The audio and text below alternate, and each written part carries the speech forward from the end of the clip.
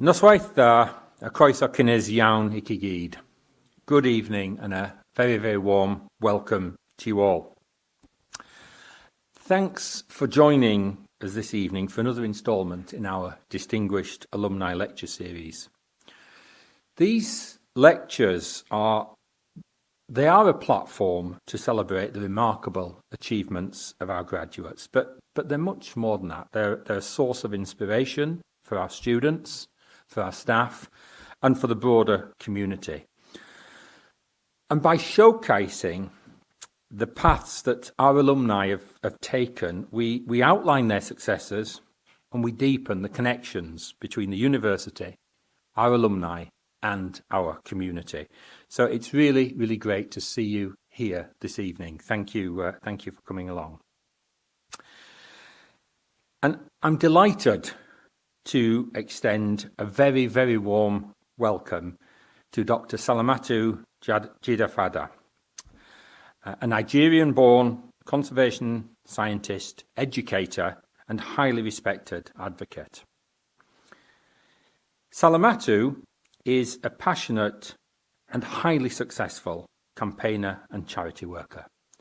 Her list of achievements is exceptional, and her dedication to the causes she champions reflects her deep desire to create real, lasting change. This evening, her lecture will delve into her experiences from Wales and Nigeria, examining how individuals and communities in these two countries navigate their roles in building inclusive, sustainable communities. Drawing upon her educational and charitable experiences, Salamatu will discuss key values such as citizenship, community engagement, and social responsibility.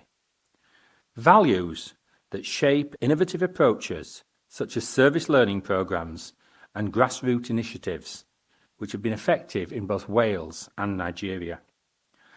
Her lecture will also touch on the importance of leadership in creating environments that encourage active citizenship while addressing the challenges and opportunities that arise in promoting volunteerism and civic participation. I'm sure that this evening's talk will inspire us all, and it will help us reflect on our own roles as global citizens and agents of change. I think it will help us gain insights into how we can make a positive impact, not just in our communities, but across borders, contributing to a more equitable and sustainable future for all. Ladies and gentlemen, I'm really, really delighted to welcome Salamatu here and to introduce her to you.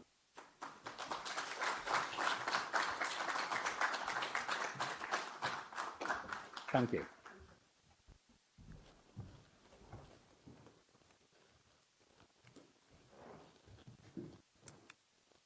Very nice to see many of you that I already know, but I'll do all the pleasantries later. We just delve into the lecture. And so the topic I'm focusing today is learning to contribute to society, and we're going to look at insights from Wales and Nigeria. That's a cute picture of me sweeping in front of the cathedral in Bangor during one of the mayor's cleanup days last year.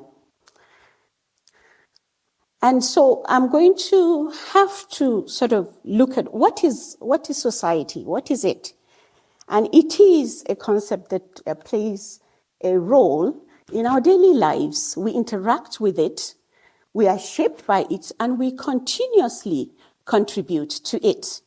And so why is it important? I'm going to ask a lot of questions. So I'll ask the questions, I will try to answer them, and keep your questions for later. Why is it important to understand societal contribution into today's world? Because there are so many challenges going on that are negative, as well as there are opportunities, but the challenges outweigh the opportunities. And so it's important that we all learn to contribute.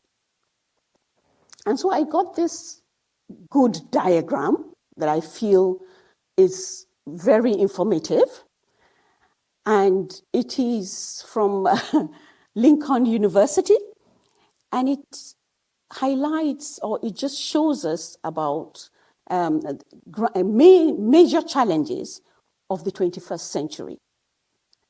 When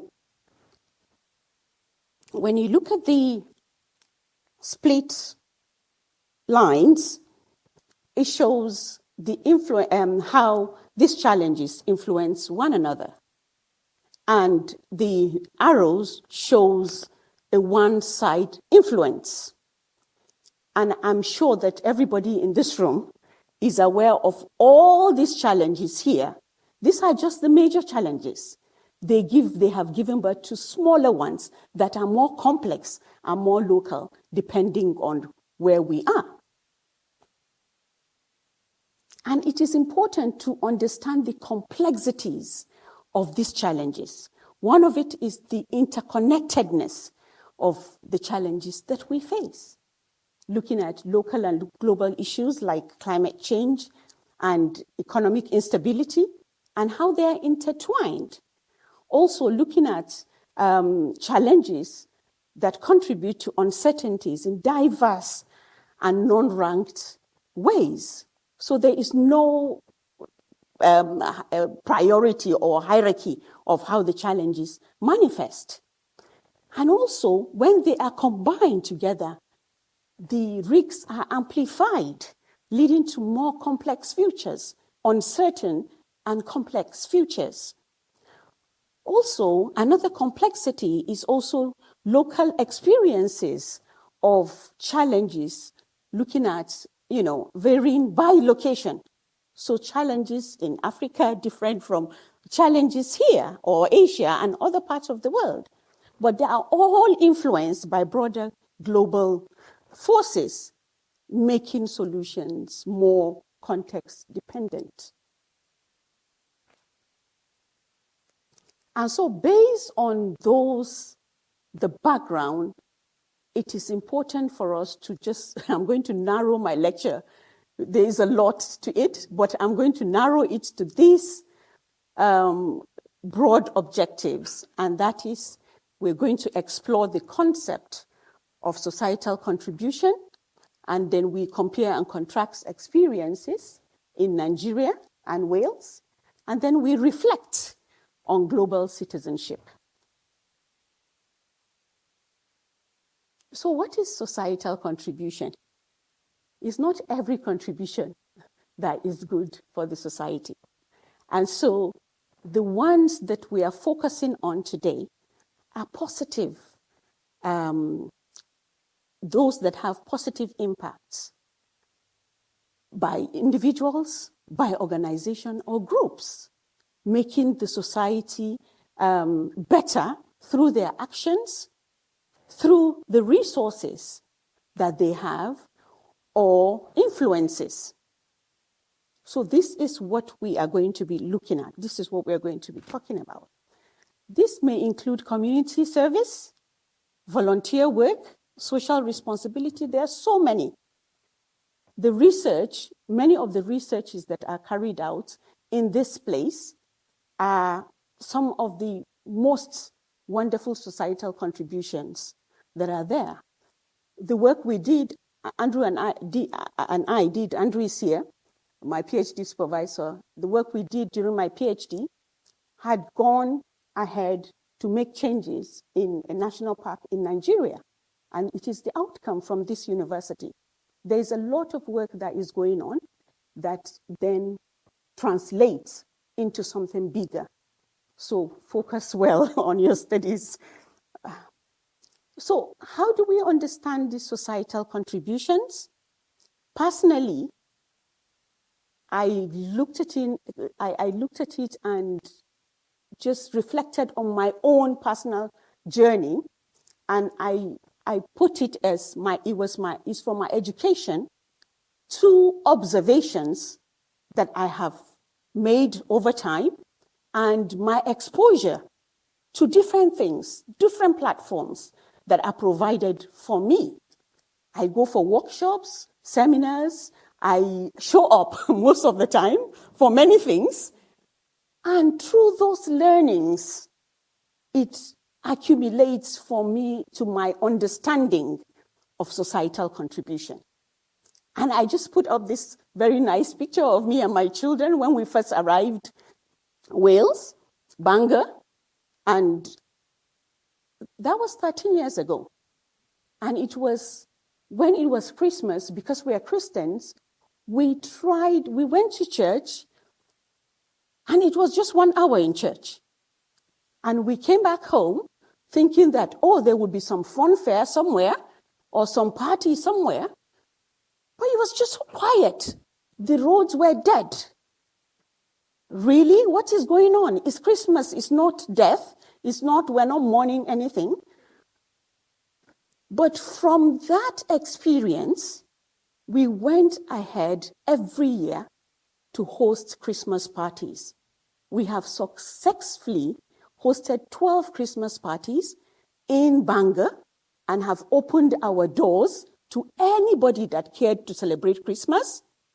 And they had a good time. Many of them were students. They came, enjoyed themselves, and left. And they were happy. We were able to contribute in that way. We collected no pound from anybody. So, again, from my personal educational background, it's important for me to add educational here. How it has shaped the understanding of my societal contribution. And one of it is awareness of global issues. How did I do that?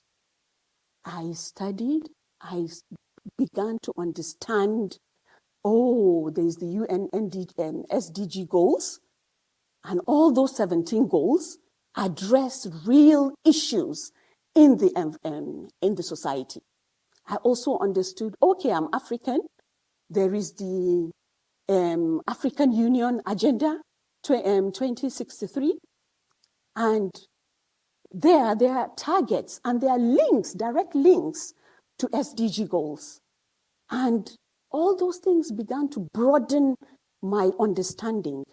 I also was able to start narrowing it down. Like in Wales, we have the well-being goals for future generations.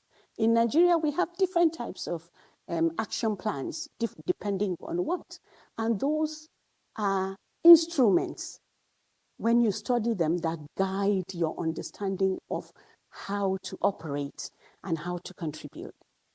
And through those studies of those documents, including my PhD, my postdoc experience, my other side readings, and just self-development, I've been able to gather so much.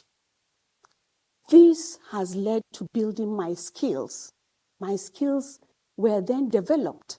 I'm able to now sit down and ideate. I want to, for example, contribute to climate action, which is something I do naturally anyway. How do I go about it?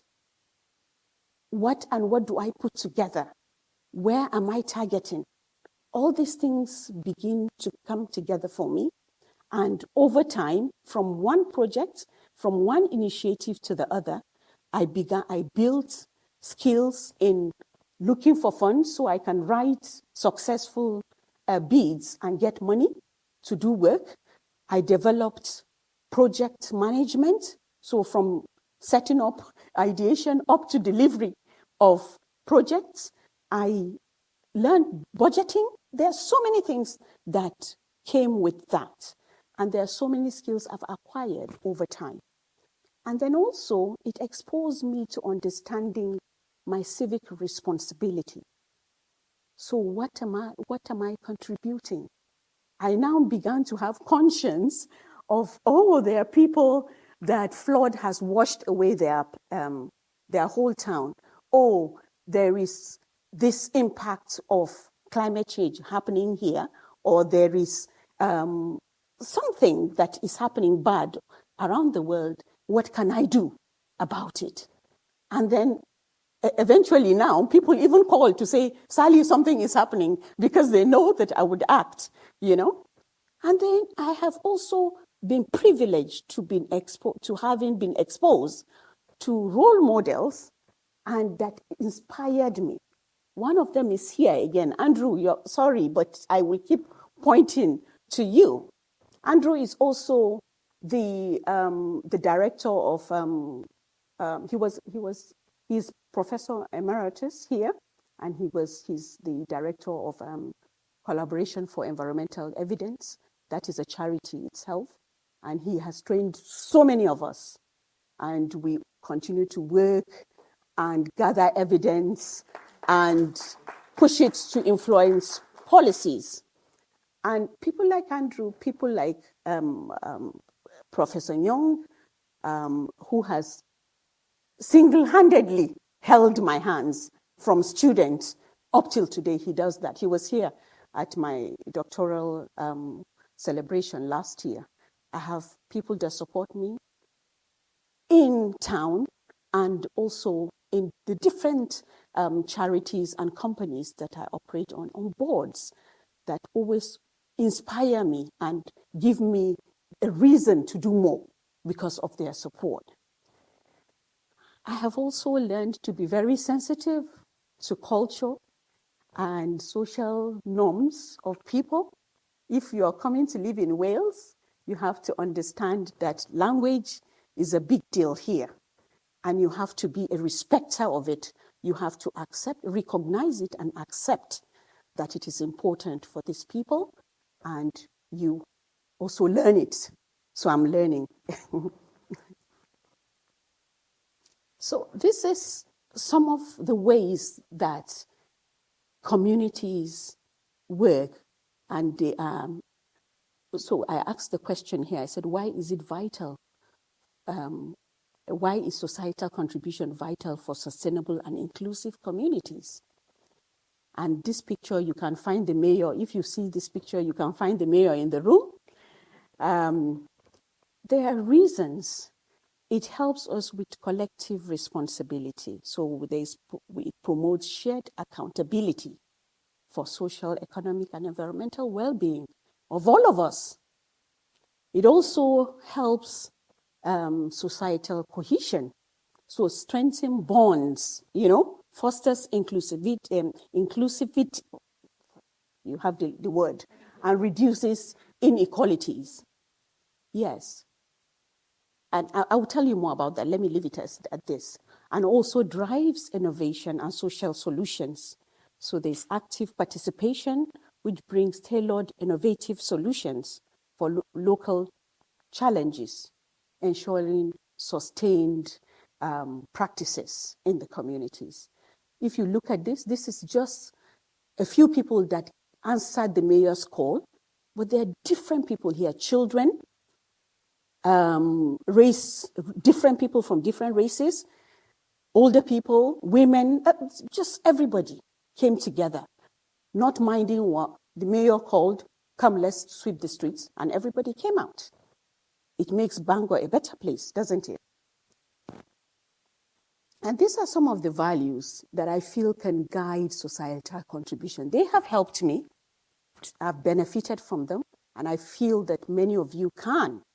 I'm not going to go through them, but if you mean to be honest in contributing, you must pay attention to these core values. So when I say I'm going to compare Nigeria to Wales, I don't mean in landmass or in population. Please, I don't. I decided to talk about these two areas because I interact. These are my spheres of influence, so to say. But there is no way you can compare Nigeria. Nigeria is so big, maybe to the UK, but not to Wales. And we had a little inset so that you people can see some details about Wales, but it is nothing to be compared to Nigeria. So in terms of my work, I have tried to look at the similarities, between Wales and the differences when it comes to societal contribution. And yes, there are similarities when it comes to community support. when you're working, both communities understand that, and there is the community bond. The entrepreneurial spirit is there in both areas. Cultural and artistic contributions. Sometimes we like our dancing, our paintings, there's a lot of it both here and in Nigeria. And the role of religion is also crucial in both areas. But there are differences, and those differences are very significant, especially when it comes to the economic structure and the opportunities. They are different. Even though Wales is small, I would not say that Nigeria is not, but you cannot compare the GDP. When it comes also to education and skill development, if you turn back, you would see many Nigerians in the room, because we are a developing country that recognize the value of education and skill development. And we don't have so much of the resources that are there in Nigeria. And so a lot of us actually invest in education. Some people sell their houses, they sell their lands so that they can come and acquire good quality education.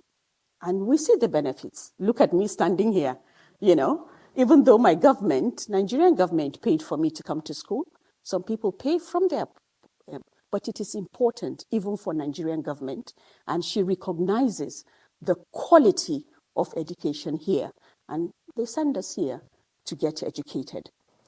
And of course, the cultural influences on contribution are different, because our understanding of contribution is sort of different. Here it is imbibed, I will talk about it later, in the values.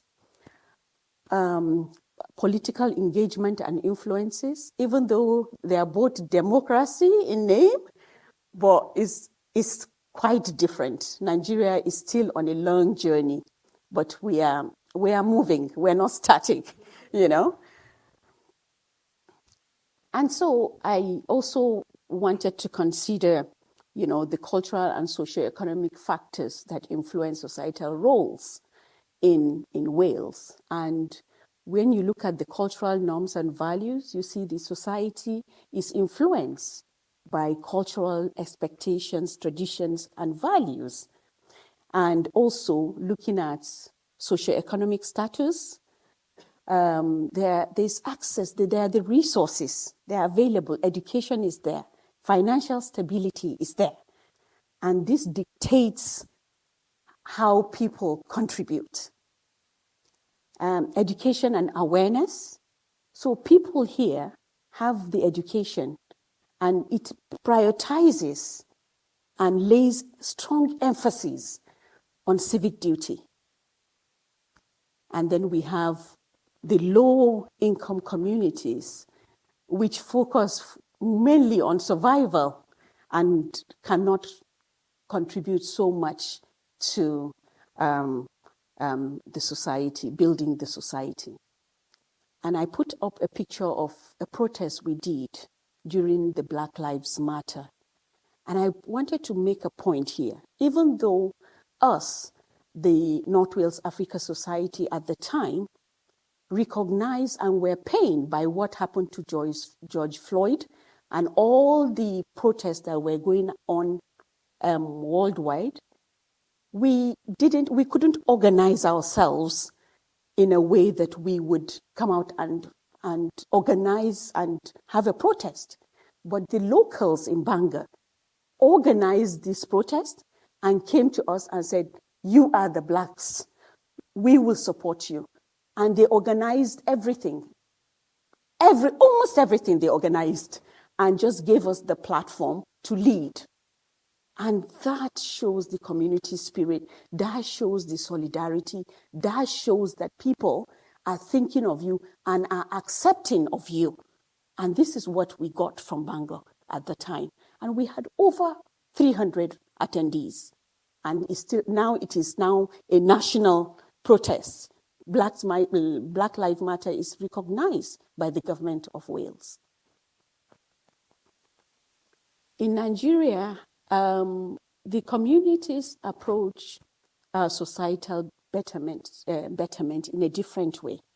So there are CBOs, community-based organizations, like women groups, like rural development associations, like cooperatives, that mobilize resources amongst themselves to support, whether in terms of healthcare, so women going into deliveries and things like that, or to get somebody, a volunteer, to educate their children in school, which is firsthand, is something I know, or just to dig a well, that the community require. So they organize themselves in such ways.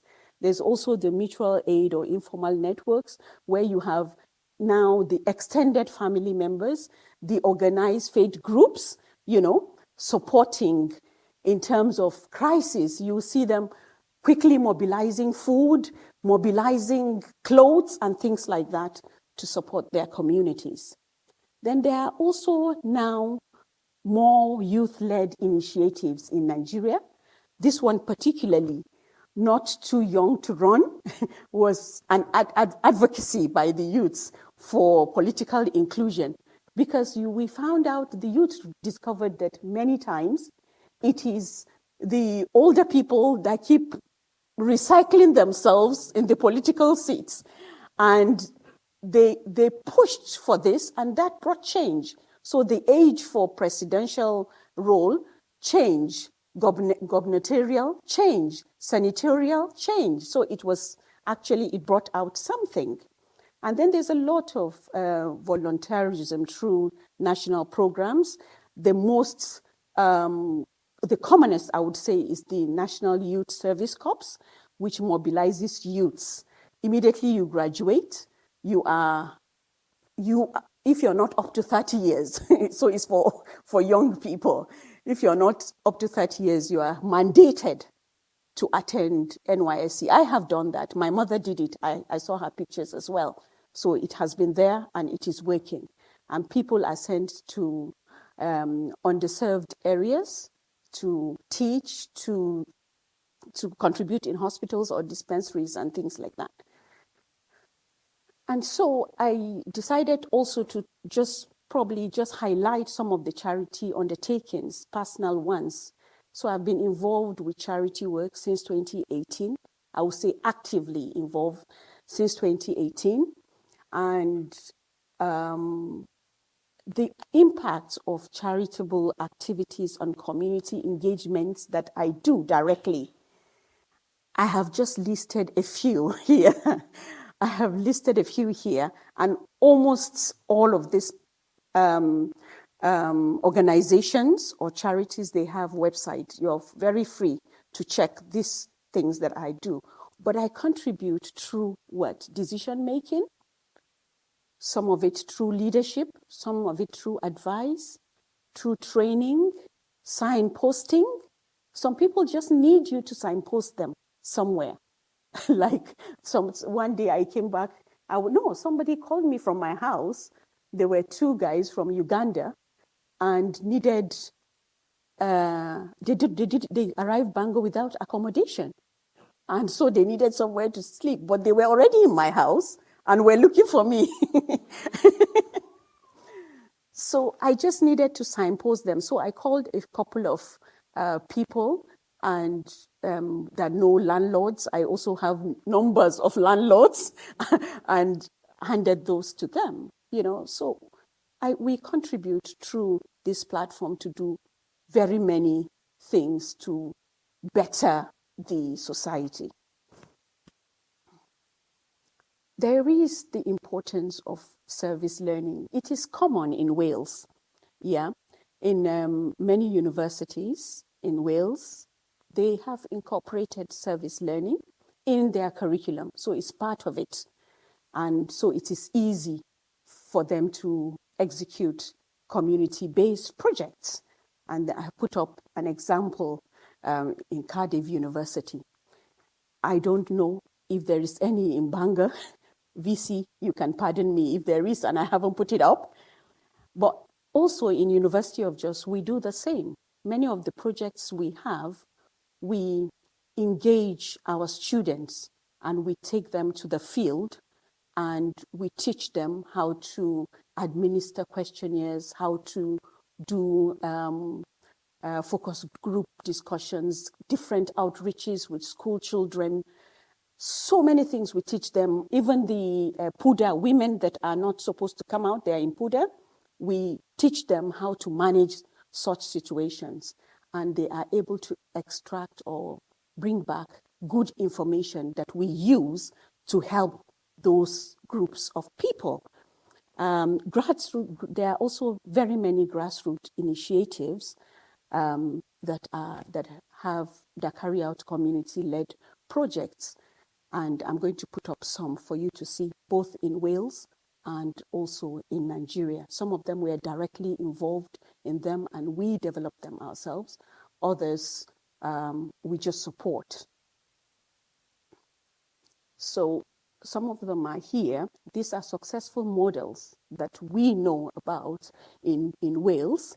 And like I said to you earlier, the Well-Being of Future Generation Act of 2015 serves as a guideline for governmental things, for NGOs, for communities in Wales.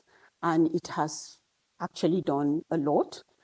And somehow my name popped up as one of the 100 change makers last year. I don't know. I don't know how, but somebody submitted my name, apparently. Maybe somebody believes I'm doing a good work. Hope Comrie Africa is an organization that has supported us when we started the Gwyneth Africa Society, which is now the North Wales Africa Society.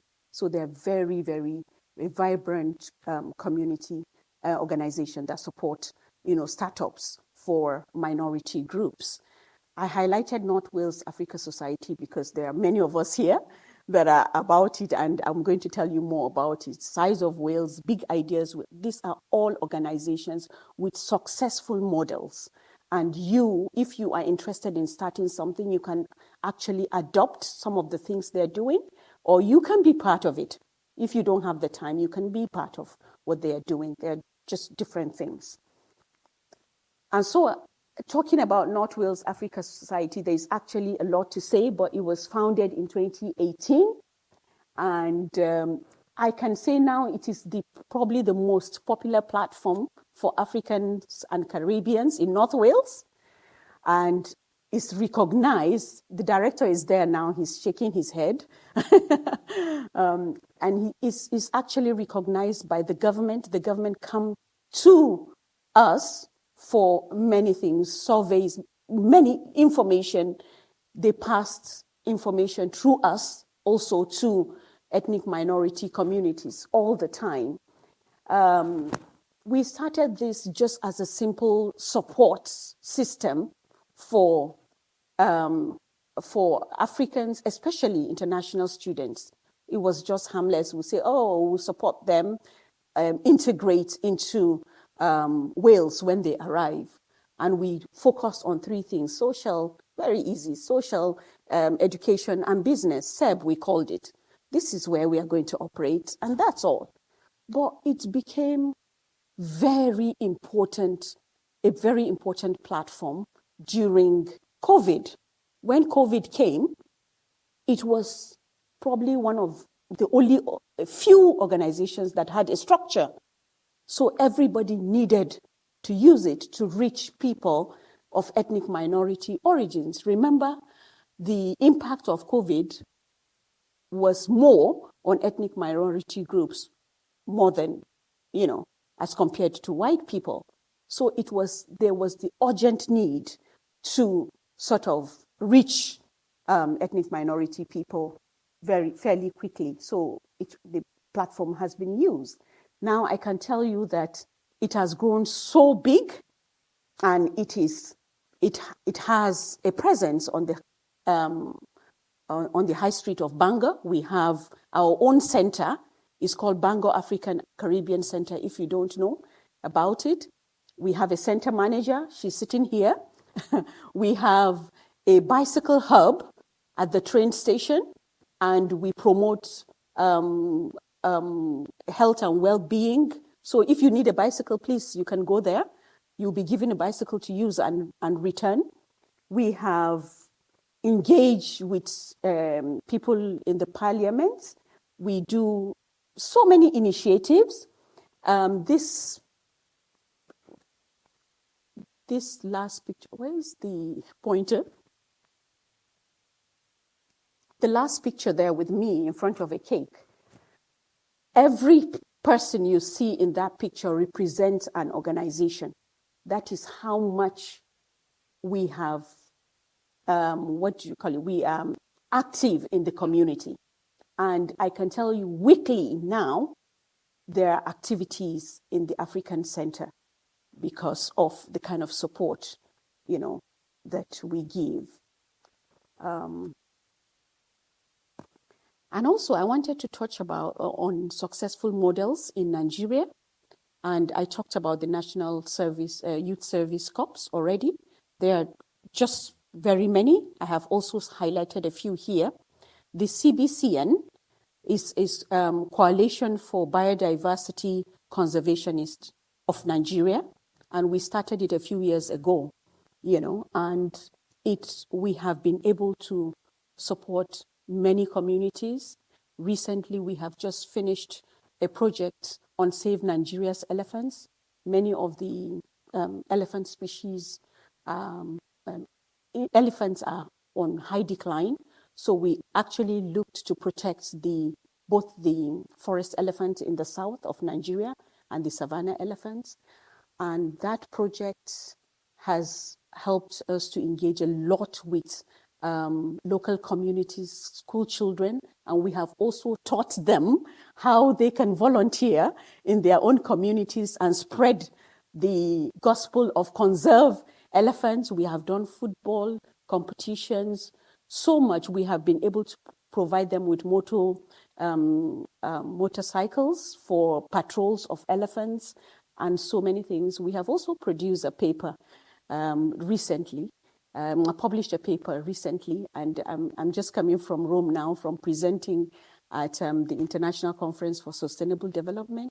It's still on the elephant project that we have done, and we continue to do things in that line. It is a charity as well.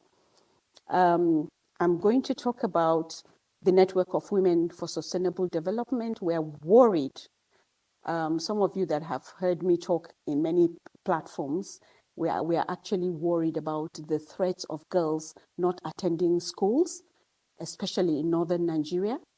And one of the ways that we felt we could support them is by providing them with period poverty products.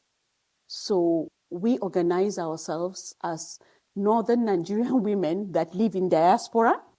We organize ourselves and adopted 3 local NGOs in Nigeria. And these local NGOs, we provide them with money, and they then go ahead to buy products and they share to these girls monthly. And that has helped the girls to go to school without being shamed or fear of expecting their periods that will stain their clothes. So these are some of the pictures, and we continue to do more for these girls to stay in school. In terms of Wales and Nigerian partnerships, we have actually done a lot. We have engaged Ireri National Park with some of the top officials from the protected areas, the Conservator General and a few of them in Nigeria. That is still in its elementary stage. It is not easy to get people in Nigeria, especially virtually, to have serious meetings. So we are still pushing because it's important for us to have a shared learning. There are so many things that I see working well here that they can benefit. And I feel there is also something that Nigeria can offer Wales. So we are exploring that. We have pushed for an MOU here in Bangor University. It has expired, but we actually brought somebody from University of Legon in Ghana who shared the work they're doing in conservation, and that led to development of an MOU. Professor Julia Jones led that in the past.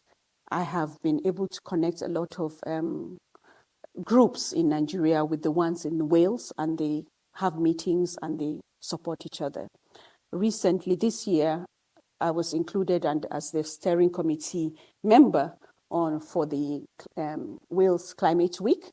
And through that, we have been able to invite, for the first time, a Nigerian to give a keynote speech on climate adaptations in Nigeria and the work of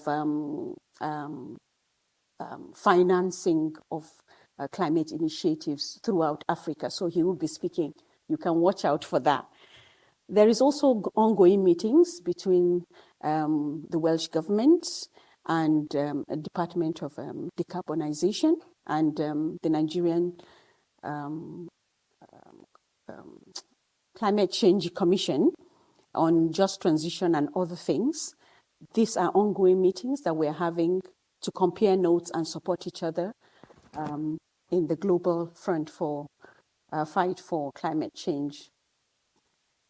So there are challenges in working to contribute to society and in volunteering. There are, I have listed a few here and highlighted just 3 so that I can tell you. I'm not going to sugarcoat it. It is tough. And time constraints manifests in many people's lives. They are competing. You want to have a small quality time with family after work, but you are saying, I should go for, the mayor is here. They say we should go for a meeting at 6:00, 6:30. And, the work day has just finished at 5. So you have to make room for that. So it's not always convenient. There is you have to strike a balance between, how you engage, you contribute, as well as, your own life. Then there are also limited resources and funding. Many of the small organizations don't have any funds. When we started North Wales Africa Society, we didn't have anything. Dr. Victor is here. We cooked many times from our house with our limited resources and shared, just so that people will come together and understand the vision we're trying to, communicate to them. So you would definitely have strain on your resources until people begin to believe in what you're doing, and then they can come in for you. But you have to prove that. And how do you prove it? You dip hands into your pocket. And then also, there is competition with paid work. I talked earlier about people in low-income earnings. So you would think about it. I'm going to have this bill at the end of the month. So am I going to volunteer when in real life a bill is coming? Or I would use my time, for paid work. So those things are real. But also there are potentials for social engagement and volunteering. For example, an institution like this can be a hub so that young people begin to inculcate that habit of civic responsibility from now. So it can be the university, it can be lower levels, basic levels, but let's begin. Those are all hubs that can be used. Then there is also the growing, attention on green initiatives and environmental stewardship. Of course, I must highlight that. That's my field. So, and we have, as North Wales Africa Society, we have hosted 4 consecutive years, the Great Big Week, the Great Big Green Week. And we do different things. We have done parades and talks and litter picking, beach cleans, so many things we have done.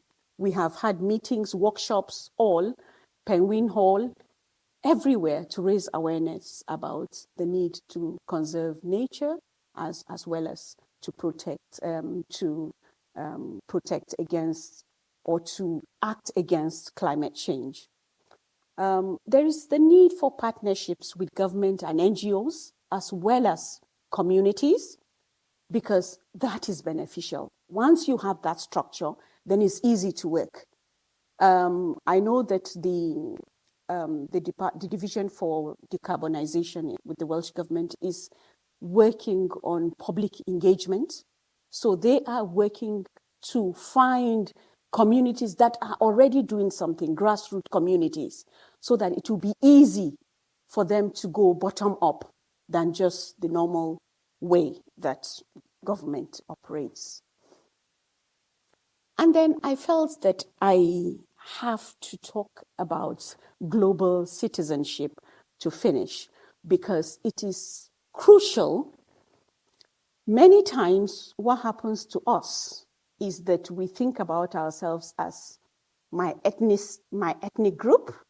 This is where I am from. Your local, we are from Bangor, so we protect Bangor. I'm from Dalawaja, so I'm all about that.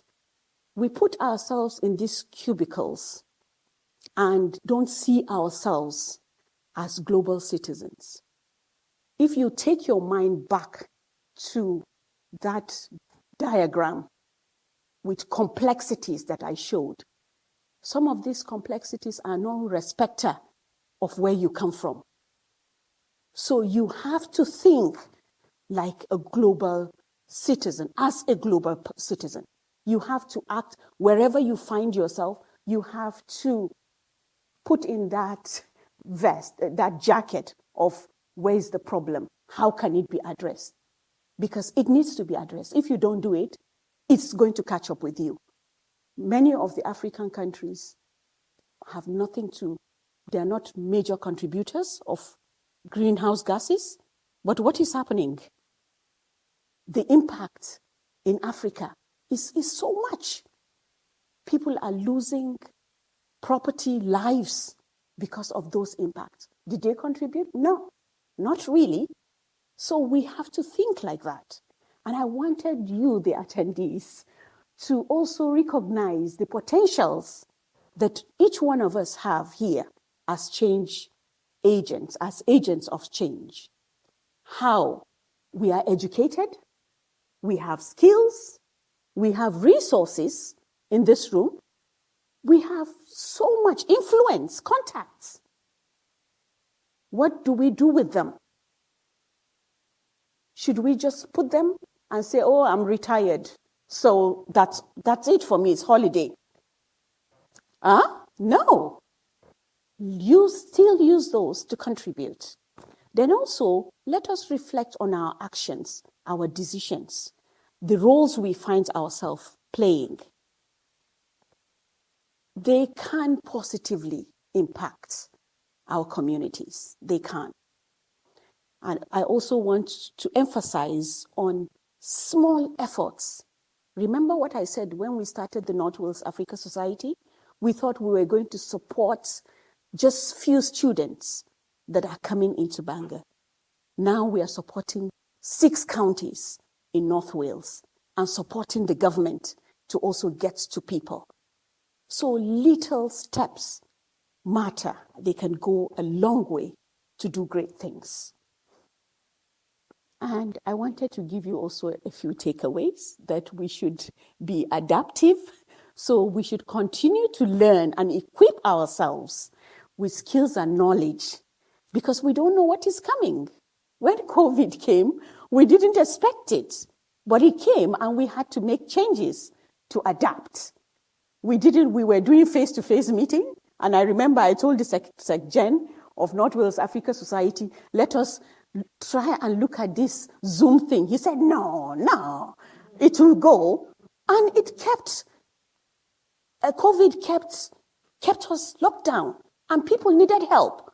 I said, let's do it. And we started doing it. Up to today, we are still on Zoom. COVID has gone, but we're still on Zoom. Let us try to get the knowledge to be adaptive.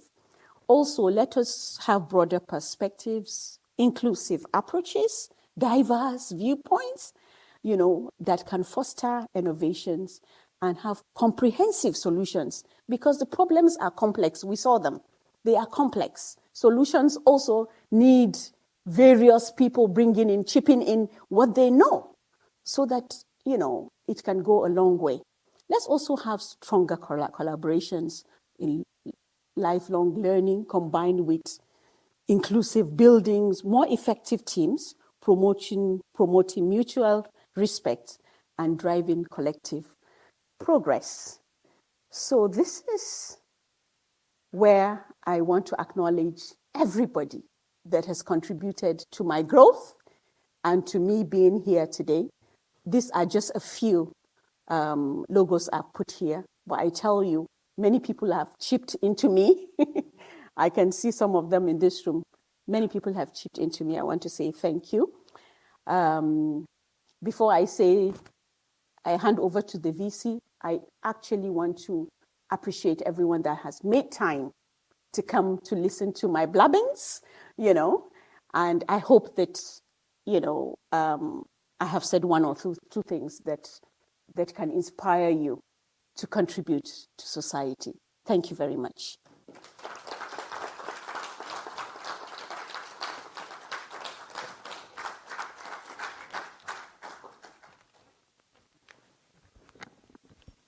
Well, thank you, Salamatu. That was absolutely fascinating. Thank you very much indeed. Salamatu's website is there, and there's lots more information. So I urge you to look at that. But we've a few minutes now for questions. Are there any questions in the audience? We've got any questions? We've got a microphone here. So just wait till the microphone gets to you if you have a question. Yes.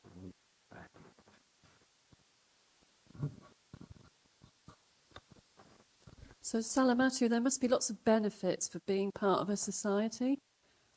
Say again? There must be lots of benefits from being part of a society. And you've done a lot to set up a lot of these societal communications. What would you say to encourage people to become part of these societies? Because loneliness is a big problem these days, isn't it? After the pandemic, we find that lots of students tend to stay in their rooms by themselves. Yeah. And from what you've been talking about, there could be lots of benefits for them to come out of their rooms and join in. Yeah. Thank you, Nia. For those of you that don't know, Professor Nia Whiteley is my PI for one of the things I do. And Nia, there's one of the problems we tackled during COVID was isolation and mental health problems. And that's why we have one of the WhatsApp groups that we have, that Amma was the one that opened this, is called NUA's Explorers. And what we do is to encourage people to come out and walk and just connect with nature. And also, there's so many platforms of engagement. One of the slides I put up, it was a walk that was organized recently between North Wales Africa Society and the Natural Resources Wales. It is important for people to, I mentioned very quietly, VC, that it's important for institutions to have hubs that connects their students directly to community work so that they can volunteer. You can signpost them to places you trust. The mayor is very supportive of this university. So once we have that, it will be easy for the students to have places that they can volunteer and enjoy. We have engaged a lot of your students in our beach cleans. So we organize buses, and we take them out and we feed them and they have fun, and we have also groups that keep Bangor clean, and we go out for litter picking. So these sort of things are there for them to do without any pain, I feel. Yeah. Thank you, Sally, for that. More of a comment, just to share in terms of what Bangor University does. And in case any student is unaware, there are loads of projects that we engage the community in different ways. And because I'm from law, I'm just going to shout about a new project that we started this month, which is the Legal Advice Clinic. Okay. We had iterations of it in the past, but we've now formalized it. Unfortunately, we've got a practicing solicitor who is leading that project, and will be on the high street working with the community. This will be law students supported by the practicing solicitor on certain cases. We've already had received requests on a number of cases to lead on. So that's just one aspect. Yeah. In our curriculum, employability is something that's really, really big. And I would encourage students, whether formally, as part of your work placement modules, or even if you don't have a work placement module, other modules, there are opportunities to contribute. I think something that Sally did mention is the fact that we've got to have that awareness that little steps matter. So don't think you're just here for your degree. Most of us came here several years ago and somehow we're still here. I think it's really, really important to think, what can I do one day at a time to impact my society and build lives? So thank you, Sally. Thank you. Any other questions? No, I've got one question. Yes, please, sir. If there was one thing that could be done to help the organisations that you work with and organisations like them, what would it be? What would you highlight? The one thing that could really make things even better than they are? Can it be more than funding? Yeah. Can it ever be more than funding? Yeah. Because money makes things easy, right? There are many times that I had to put hands in my pocket to travel, to support people. I had to, last year, January, I started the year by buying a ticket to go to Wichao in Ghana to look at a good model for coexistence between man and hippos, so that I can take from them and help the people in northern Nigeria in Dadinkowa. It was from my company that is not earning so much. So it's about money. But the money has also to go into good hands. There's a lot of money, but it goes into bad hands and is mismanaged. So yes, VC is money. So if your university wants to help, it's money. Thank you very much, sir. Okay, well, look, thank you all very much for attending, and thank you once again. That was a fantastic talk. Thank you. Thank you very much. Thank you.